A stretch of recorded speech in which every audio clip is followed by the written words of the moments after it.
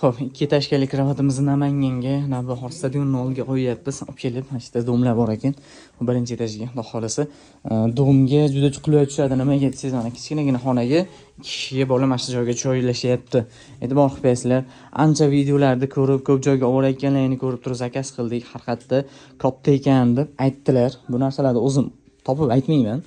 Shu eshitgan narsamni iloji boricha videoga orasiga qo'shib ketaman.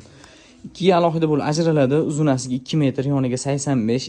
Bemalol yosh katta odamlarda ham, yosh bolalar ham bemalol sig'adi, yosh kattalar ham sig'adi.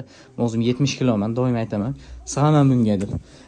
Narxiga keladigan bo'lsak, 1.500.000 so'm shu turishi. Kimga qiziq bo'ladigan bo'lsa, bemalol aloqaga chiqaverasizlar. Mana kraskalari ham yaxshisidan. Keyin buni yana fishka tarafi 2 ga bo'linishi-yu, monetlaridan bemalol chachib upakovka qilib olib ketsangiz ham bo'ladi.